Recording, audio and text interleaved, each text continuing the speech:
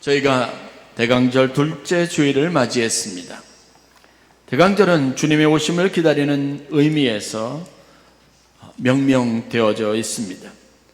대강절 혹은 대림절, 강림절이라는 명칭으로 사용되기도 하지만 저희 교회는 전통적으로 대강절이라는 명칭을 사용합니다.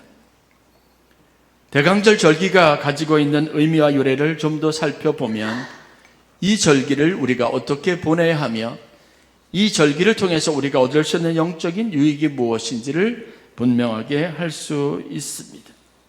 오늘은 여러분들과 함께 그것에 관련된 이야기를 나누어 보고 함께 은혜를 받으려고 합니다.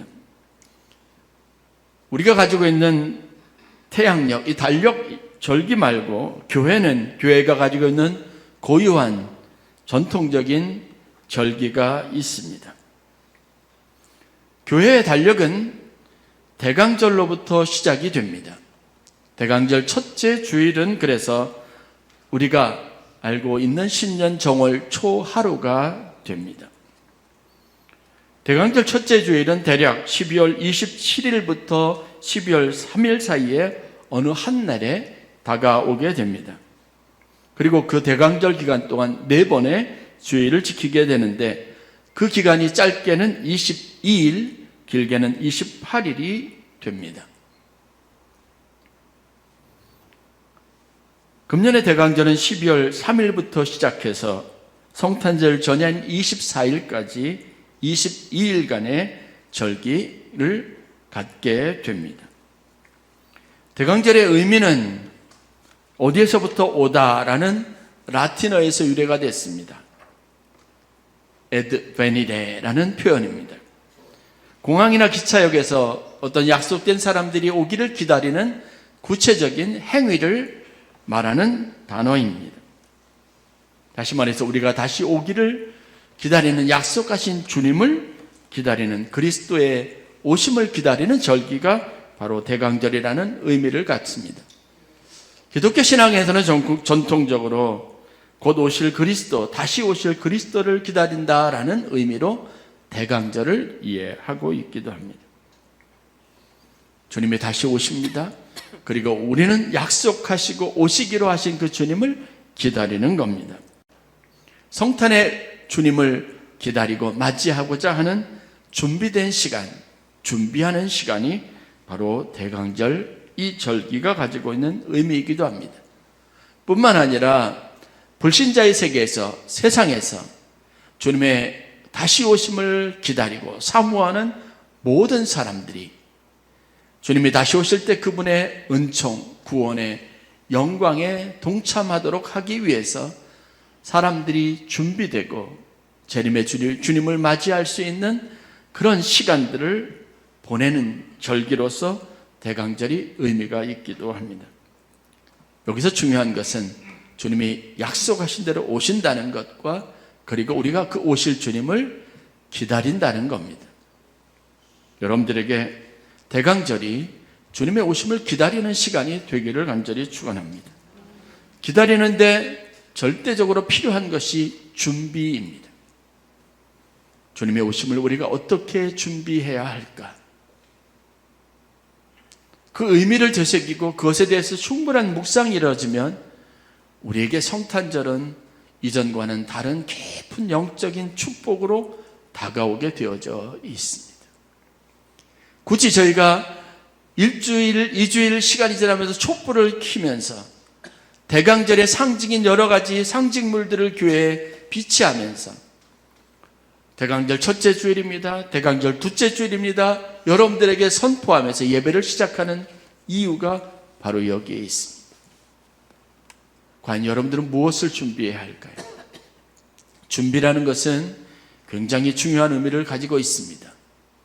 여러분 생각해 보십시오. 아무 준비도 하지 못하다가 어느 날 주님이 오시는데 그때 우리의 모습이 가장 부끄러운 모습이라면 주님이 오시는 그 사건이 우리에게 반갑고 좋은 소식이 될 수 없습니다. 잘 준비하고 그리고 충분히 우리가 주님이 보시기에 합당한 모습으로 되어져 있을 때 그때 맞이하는 것이라면 여러분, 그날은 우리에게 가장 벅차고 그리고 기쁘고 우리 인생의 최고의 날이 될 수 있습니다. 준비하는 인생에게는 찬란하고 아름답고 영광스러운 축복이 있습니다. 그러나 그렇지 않은 사람에게는 부끄럽고 두려운 날이 될 것입니다. 여기에 초점을 맞추고 우리는 주님의 오심을, 성탄의 의미를 다시 한번 마음에 새롭게 하고, 그래서 주님이 오시는 그 성탄절 날이 우리의 마음을 충분히 즐겁고 기쁘고 예배하는 순간이 감격적인 날이 되게 해야 합니다. 그래서 2022년도 주님께서 우리에게 1년의 시간을 주셨고, 그 처음 시작을 주님의 오심을 예배하고 준비하는 날부터 시작되게 하셨습니다. 그런 마음이 우리의 2023년의 모든 일정과 계획들을 믿음 안에서, 그리고 신앙적으로 선하고 아름다운 의도와 목적을 가지고 하나하나 설계하게 합니다. 새로운 날이 시작되니까 그동안 어그러졌던 관계도 뭔가 새로 할 수 있겠다는 그런 마음의 다짐을 다질 수 있어서 좋은 겁니다. 요즘은 성탄절 분위기가 나지 않는다고 너무 그렇게 말을 합니다. 목사님들을 만나도 그렇고 어디에서 성탄절 분위기를 찾을 것인지 알지 못합니다. 을지로를 가거나 을지로 입구를 가거나 아니면 잠실을 가면 거기에 대형 백화점이나 쇼핑몰에 그렇게 성탄절 분위기를 낼 수 있는 엠블럼이나 여러 가지 장식들이 있으니까 조금 흥이 날 수는 있습니다. 그런데 우리는 그것들을 통해서 주님이 오시는 성탄의 사건을 연상하기가 어렵습니다. 그것들이 우리에게 강렬하게 요구하는 것은 지갑을 열고 돈을 쓰라는 거죠. 물건을 사라는 겁니다. 쇼핑의 욕구를 일으키는 것 외에는 없습니다. 그것을 바라보면서 지갑에 돈이 있는 사람들은 성탄이 즐겁다 느낌이 있을 것이고, 내가 선물하고 싶어도 마땅히 그럴 만한 경제적인 여력이 안 되는 사람은 또 한번 하고 한숨을 쉬고 마음의 절망감을 곱씹을 겁니다. 성탄절이라면 세상 사람들이 기다리는 날이 되어야 되지 않습니까? 교회로부터 무엇이 흘러나오고, 교회로부터 사랑이 흘러나오고, 교회로부터 예수님의 탄생에 대한 기쁘고 아름다운 소식이 흘러나오는 절기가 되어야 되지 않겠습니까? 어느 순간인가 정부의 여러 가지 성탄절날 나올 수 있는 음악이나 아니면 화려한 장식 이런 것 때문에 문제가 돼서 그걸 최대한 억제하는 것 때문에 교회도 성탄의 상징을 잃어버렸습니다. 사람들이 지나가다 교회에서조차 예수님이 탄생하실 것이라는 것, 성탄절이 다가왔다는 어떤 모습도 볼 수 없는 안타까운 현실을 살아가고 있습니다. 성탄절 절기를 기다리는 사람이 있습니다. 제가 오금동 주민센터 동장님과 만나서 이런저런 이야기를 나눴습니다. 김장을 열심히 하고 있어요. 거기에 큰 이미지를 세워놓고 거기에서 기부하는 사람들과 사진을 찍어주는 행사를 하고 있더라고요. 저희 교회에서도 상당 부분 기금을 후원을 해서 이 지역의 어려운 사람들, 겨울나기 어려운 분들을 위해서 기금을 전달을 했습니다. 그 일에 교회가 앞장서고 믿는 사람들이 앞장서고 예수 그리스도의 이름으로 의의를 하는 사람들이 넘쳐나는 세상이 점점점 우리에게는 드문 일, 희귀한 일이 되어졌다는 게 안타까운 일입니다. 교회는 예수님이 나셨다는 상징을 세상 사람들에게 드러나고 보여주는 일에 적극적이어야 합니다. 열심히 해야 합니다. 성탄절 장식을 좀 더 해야 되겠다. 사람들에게 성탄이라고 하는 것이 교회 건물로부터 사람들의 마음속에 잔잔하게 은은하게 다가올 수 있는 축복의 절기가 되어야 되겠다라는 마음을, 그리고 소망을 풀어봅니다. 올 연말 성탄절에는 무엇을 하면 좋을까? 저희 여성교회도 그렇고 청년부도 그렇고 열심히 바자회도 하고 준비를 해서 성탄절 선물을 보냅니다. 저희 교단에서도 여러 교회들이 성탄 헌금을 모아서 선교사님들에게 선물을 보내줍니다. 저는 제가 잊지 못했던 루마니아에서 선교사로 있을 때 성탄 선물이 있습니다. 갈멜살 기도원에서 해마다 라면 박스 하나 정도 크기 되는 곳에 거기에다 성탄 선물을 보내옵니다. 도착하는 날짜가 대략 12월 1일부터 말일 정도 되는 즈음에 도착합니다. 그 안에 처음으로 눈에 띄는 게 뭔지 아십니까? 수첩이나 아이들이 먹는 과자들이나 라면이나 한국에서 볼 수 있는 일상적인 것들이 있습니다. 그런데 거기에 제 마음을 감동케 하는 가장 눈에 띄는 것은 뭐냐면 수건입니다. 당신은 혼자가 아닙니다. 그 안에 들어있는, 박스 안에 들어있는 금액이 크기가 중요한 게 아니라 한국에 있는 누군가, 우리 사역하고 있는 선교사님들을 기억하고 그래서 그들을 위해서 기도하고 있다는 사실이 큰 위로와 힘이 됩니다. 여러분, 우리가 큰 것이 아니더라도 우리가 할 수 있는 예수님의 탄생과 그분이 오시는 그 일을 함께 기뻐할 수 있는 의미 있는 일을 할 수 있습니다. 저 교도소에도, 저 선교지에도, 우리의 주위에 있는 이웃들에게도. 여러분, 대강절 기간 동안 성탄절이 되어도 좋습니다. 저희 가족들은 벌써부터 누구에게 어떤 선물을 할 것인가 기대하고 준비하고 리스트를 적어가면서 여러 가지 계획들을 세우고 있습니다. 누구에게 감사를 표할까? 누가 이것을 받으면 기뻐할까? 누가 위로를 받을 수 있을까? 격려를 받을 수 있을까? 올 성탄절은 그렇게 여러분들이 마음에 준비하고 그렇게 그리스도의 사랑을 전파하는 생각을 가지고 그런 설레임으로 맞이하는 성탄절 절기가 되었으면 좋겠습니다. 그래서 하나님은 우리에게 4주간의 의미 있는 시간을 주셨습니다. 주님의 오심을 기다리고 준비하는 이 대강절 절기에 우리가 해야 할 일 2가지를 여러분들과 함께 나누려고 합니다. 성경에 나와 있는, 그리고 주님께서 직접적으로 말씀하신 내용 2가지가 있습니다. 첫 번째는 회개에 합당한 열매를 맺으라고 하십니다. 자신을 돌아보고 우리가 그릇된 길에 있다면, 하나님이 기뻐하지 않는 자리에 있다면 돌이켜야 합니다. 내가 열심히 어떤 방향인가 목적 없이 열심히 살아왔다면 그 열심 말고 이제는 내가 하나님이 정말 원하시는 것, 하나님이 기뻐하시는 삶을 살고 있을까를 고민해야 합니다. 마태복음에 보면 마태가 전한 예수님이 오시는, 예수님의 공생의 사역이 시작되는 관련된 이야기가 기록이 되어져 있습니다. 그 예수님의 공생의 시작은 정확하게 요단강에서 세례를 받는 일로 시작이 됩니다.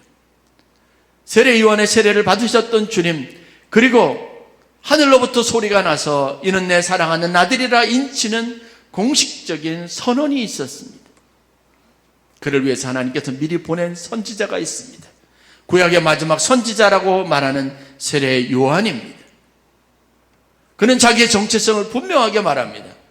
나는 주의 길을 준비하는 자, 주의 오실 길을 곱게 하기 위해서 보냄을 받은 자라고 사람들에게 말합니다. 그리고 그가 준비했던 주의 길은 무엇입니까? 사람들에게 광야에서 외치면서 주님의 오심을 준비하기 위해서, 주님이 오시는 길을 곧게 하기 위해서 우리가 가져야 될 준비가 무엇인지 다음과 같이 분명하게 말했습니다. 그 메시지는 간단합니다. 회개하라, 천국이 가까웠느니라.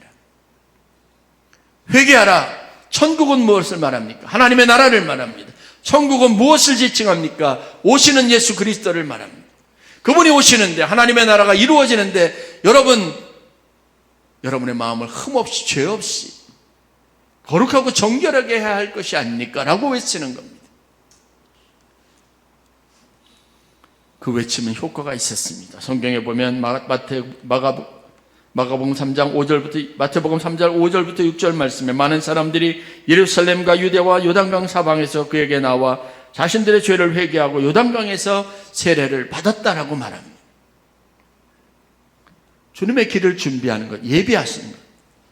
대강절에 여러분들이 가장 의미 있고 가장 중요한 일은 뭐냐면 바로 여러분의 삶의 자리를 되돌아보고 회개하고 그것에 합당한 결단을 하는 겁니다. 가장 최고의 선이 무엇인지 아십니까? 있어야 할 자리에 있는 겁니다. 예배 자리에 있어야 합니다.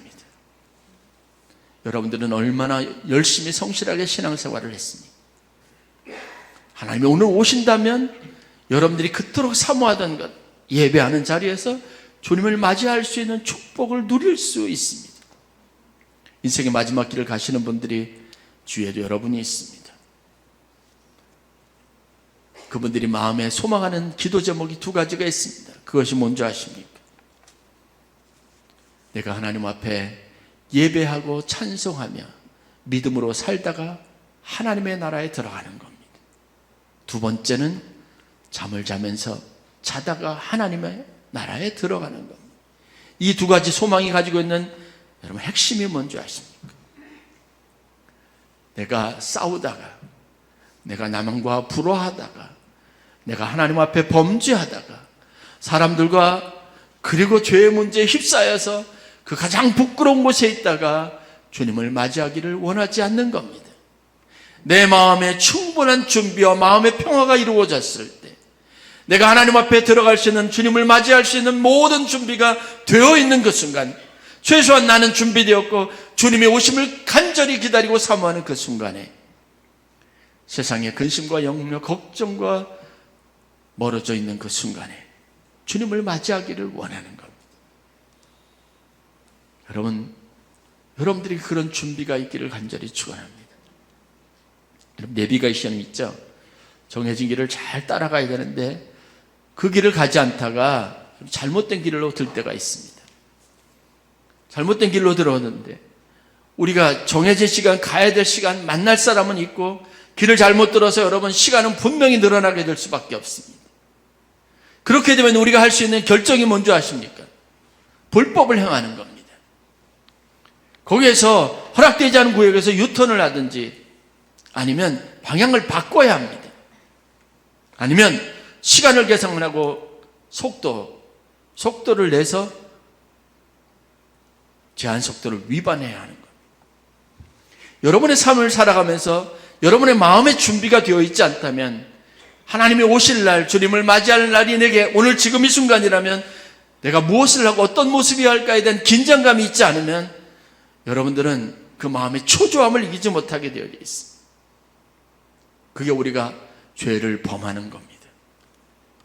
정해진 길에서 하나님이 원하시는 삶의 자리에 있지 못할 때 그렇습니다. 나를 있어야 할 곳에 있게 하고 원래 자리로 되돌아오게 하는 게 바로 회개입니다. 그래서 죄는, 그리고 회개는 내가 벗어난 관역에서 다시 정상으로 목표했던 길로, 정해진 길로 돌아오는 일련의 노력을 의미하고 있습니다. 주님이 오시는 날이 여러분들에게 부끄러운 날이 되지 않아야 합니다. 두렵고 떨리는 날이 되지 않아야 합니다.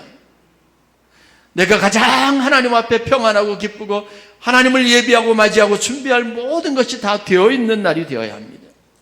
열처녀 비유가 우리에게 주는 긴장감이 무엇입니까? 준비라고 하는 것은 그만큼 우리에게 치밀해야 될 필요가 있다는 겁니다.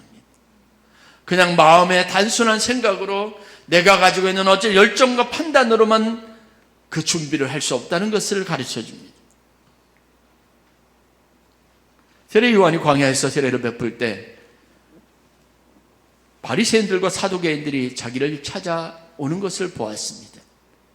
저가 무엇을 하는지 호기심을 가지고 왔을 겁니다. 그들은 당시 유대 사회를 이끌고 있던 지도자들입니다. 그들은 그 사회를 이끌고 있는 엘리트층입니다. 그들은 그 사회가 가지고 있는 모든 고귀하고 중요한 가치를 독점하고 있는 사람들입니다. 그 사람들의 모습을 보면서 세례 요한이 주저하지 않고 다음과 같이 외쳤습니다. 독사의 자식들아, 회개에 합당한 열매를 맺고 속으로 아브라함이 우리의 조상이라고 말하지 말라. 하나님은 능히 이 돌들로도 아브라함의 자손이 되게 하실 수 있다라고 말합니다. 우리가 생각한다고, 우리가 그렇게 자부한다고 여러분이 그렇게 마음으로 먹었다고 해서 여러분들 안심하지 마십시오. 여러분들이 우리가 주님을 맞이하기에 합당한지 아닌지, 그게 우리의 부끄러움이 아닌지는 다른 사람이 알 수 없고 여러분 스스로 알 수 있는 정직함이 있습니다. 바리새인과 사두개인들에게 예수님이 오신다는 게 어떤 의미를 가지고 있는지 세례 요한은요, 주저함 없이 다음과 같이 이야기합니다. 그가 손에 키를 들고 자기의 타작마당을 정하게 하사 알곡을 모아 곡간에 들이고 쭉정이는 꺼지지 않는 불에 태우시리라. 온전한 믿음 가지고 살지 못하는 이들에게 주님이 오시는 것은요, 마치 추수할 때 타작마당에서 도립개질을 하면서 그리고 거기서 키를 가지고 알곡과 쭉정이를 갈라내는 것과 같은 거예요. 그들에게는 두렵고 무서운 심판의 날이라는 겁니다. 그러나 주님이 어떤 사람에게는 자비롭고 자애로우며 은혜가 풍성하시고 우리를 모든 고통에서부터 놓이게 하시고 해방을 주시고 자유의 기쁨을 주시는 날이고 주님의 품에 안기는 날이 될 수 있습니다. 그런데 바리새인과 사두개인들에게 이날은 하나님의 무서운 심판이 있는 날이라고 선포하고 있습니다. 내일이 우리에게 선물로 주어졌습니다. 오늘은 우리에게 기회의 날입니다. 내일 오실 주님을 예비하고 준비하는 복된 날, 축복의 날, 그것을 위해서 오늘 여러분 회개하시길 바랍니다. 주님이 기뻐하실 마음, 미움과 원망 버리세요.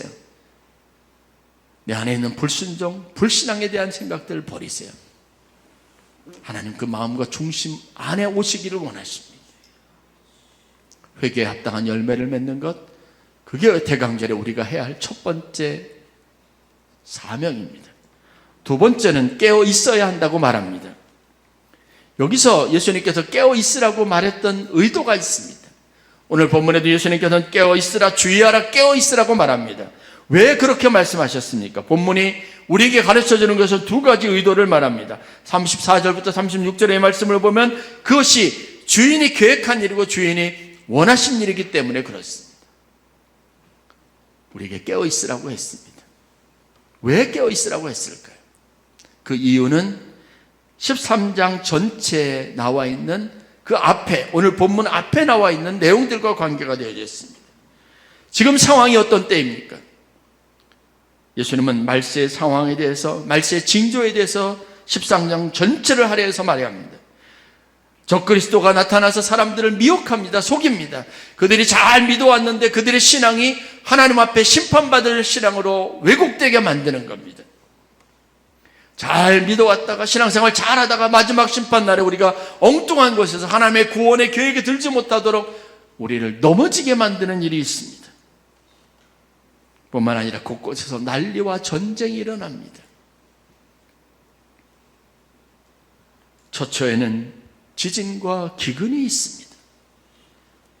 세상이 난리를 겪고 있는데 우리 앞에 이런 위험이 있는데 여러분 어떻게 잠들어 있을 수 있겠습니까? 그래서 주님은 깨어 있으라는 겁니다. 그냥 우리가 늘 언제나 눈을 뜨고 있으라는 얘기가 아닙니다. 여러분들이 보는 시대에 대한 위기가 있으면 이 시대가 우리에게 정말 말세다, 내 입으로도 내 마음으로도 그렇게 말세라고 하는 징조에 대한 느낌이 있다면 주님은 우리를 깨우시기를 원하는 겁니다. 이럴 때 잠들어 있어야 안 된다고, 있어서는 안 된다고 말씀하기를 원하시는 겁니다. 2024년 여러분 막연하게 좋아질 것이라고 기대하는 것은 착각 아니겠습니까? 그렇게 마음을 먹으면 여러분들의 마음에 위안은 될지 모르지만 그것은 여러분들 현실과는 다를 겁니다. 2024년은 냉혹하게 통계 수치나 여러 가지 객관적인 정황으로도 여러분 올해보다 더 나쁠 겁니다. 이 전쟁 상황이 어떻게 될지 알 수 없습니다. 이게 어떤 나라의 개입을 불러올지 예측할 수 없습니다. 방심하지 마십시오. 좋아질 것이라고 마음 놓고 있지 마십시오. 주님은 우리에게 깨어있으라고 말합니다. 이때는 우리가 잠들어 있거나 안일하게 있을 때가 아닙니다. 당연하게 막연하게 좋을 것이라는 기대감만 가지고 있을 때도 아닙니다. 시대적인 상황이 분명하다면 주인이 여러분 그 종들을 깨워야 하지 않겠습니까? 그 종들을 잠들어 있게 하는 주인은 여러분 주인으로서 자격이 없는 거죠. 여러분 우리는 영적으로 무장해야 합니다. 깨어 있어야 합니다. 내년에 우리가 더 큰 축복, 더 큰 부흥을 원한다면 우리에게 선행되어야 될 것이 있습니다. 그래서 2023년 제가 교회 슬로건을 정했습니다. 교회 슬로건은 성령으로 충만하게, 말씀으로 강하게입니다. 목사님처럼 온유하고 부드러운 분이 의외로 강하게 그런 표현을 썼다고 말할지 모르지만 그만큼 우리에게는 위기의 날일지 모릅니다. 교회가 성장하고 부흥할수록, 아이들이 늘어나고 젊은 사람들이 늘어날수록 우리가 더 영적으로 깨어 있어야 합니다. 새로운 변화와 새로운 시도를 할수록 우리는 더 영적으로 긴장되어져 있어야 합니다. 각각 자기의 주장과 생각이 옳은 대로가 아니라 하나님의 말씀으로 하나님의 질서를 세우는 교회, 건강하고 튼튼한 교회에 기초를 놓는 일에 다 앞장서야 합니다. 목소리를 높이기보다 하나님의 뜻을 따르는 무릎 꿇는 결단들이 있어야 합니다. 그래서 성령께서 우리를 이끌어 주시도록 말씀으로 우리 스스로가 든든하게 서갈 수 있도록 기도하는 저와 여러분들이 될 수 있기를 바랍니다. 현실과 상황은 우리가 어쩔 수 없습니다. 그러나 이러한 상황 속에서도 우리가 이길 수 있습니다. 무엇으로 해요? 믿음으로. 하나님이 힘을 주시면, 하나님 우리에게 영적 힘을 주시면 이길 수 있습니다. 우리가 요한계시록을 통해서 보는 소망이 뭔지 아십니까? 전천년, 후천년, 첫 번째 재앙, 두 번째 재앙, 세 번째 재앙이 있는 그날에도 그곳에서 하나님 앞에 믿음의 순수함을 지키고 하나님을 바라보며 끝까지 견디는 자들은요, 하나님의 날개 그늘 아래서 쉼을 얻었고 하나님 보호하심 안에서 심판과 멸망과 재앙을 면할 수 있었습니다. 아무리 큰 풍랑이 있어도 믿음이 있으면, 하나님이 나와 함께 하신다는 확신이 있으면 그 안에서도 평화를 누릴 수 있습니다. 그래서 깨어 있어야 합니다. 우리를 믿음 안에서 영적으로 깨어 있게 하는 이 일이 주님의 뜻입니다. 안타깝게도 그 시기는 아무에게도 알려지지 않았습니다. 어느 날 갑자기 일어날 겁니다. 여러분, 우리가 맞이하는 재앙이나 삶의 어려움도 예고 없이 찾아옵니다. 여러분의 마음이 무너지고 내가 차라리 죽는 게 낫겠다라는 생각이 여러분들의 마음속에 찾아오는 것도 순간입니다. 그때를 대비해야 하지 않겠습니까? 무엇을 해야 합니까? 깨어 있어야 합니다. 주의해야 합니다.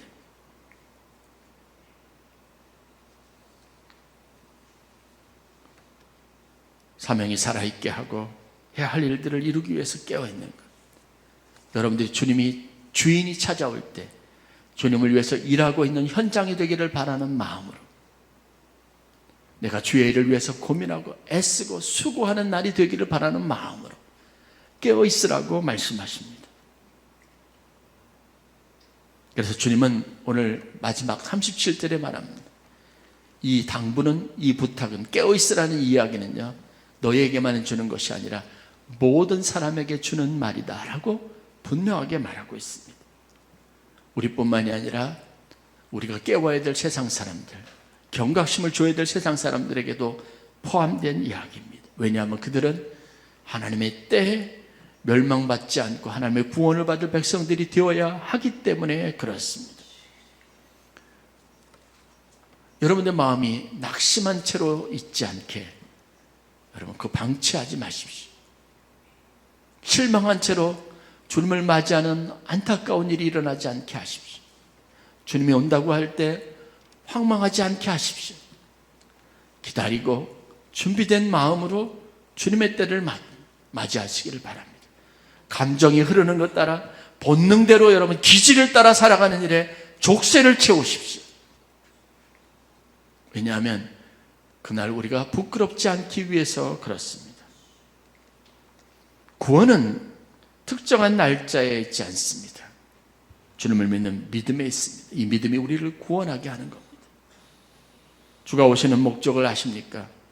양으로 생명을 얻게 하고 더 풍성히 얻게 하려 함이라 주님의 약속입니다. 너희를 향한 나의 생각을 내가 아느니 재앙이 아니라 평안이라고 말합니다. 너희 장래에 소망을 주려는 것이라고 말합니다. 나라를 빼앗기고 쇠사슬에 묶여서 포로로 잡혀가는 그의 백성들에게 하나님이 선지자를 통해서 주셨던 말씀입니다. 오늘 아무리 급박하고 어렵고 재난 그 이상의 수준의 삶이 여러분들에게 큰 파도와 같이, 집점하는 파도와 같이 여러분들의 삶에 몰아친다 할지라도 여러분을 향한 하나님의 뜻은 분명합니다. 생명을 얻게 하고 더 풍성히 얻게 하려는 것, 장래의 소망을 주려 하는 것입니다. 이런 날 뒤에, 이런 징조 끝에 하나님 앞에 우리가 얻게 될 영광스러움이 있을 겁니다. 그러나 문제는 그때와 그 시기를 우리가 알지 못하니까 주의해야 합니다. 늘 우리 자신을 돌아보고 회개하고 회개에 합당한 열매를 맺어야 합니다. 그리고 그날이 우리가 준비된 날이 되기 위해서 깨어 있어야 합니다. 이 말씀이 대강절에 여러분들의 마음에 깊이 새겨질 말씀이 되기를 바라고, 이 준비를 통해서 여러분들이 주님의 오시는 성탄절을, 그 아름답고 귀한 날, 축복의 날에 주님의 선물을 받아 누리는 삶을 살아가는 귀한 은혜가 있기를 간절히 축원합니다. 기도하겠습니다.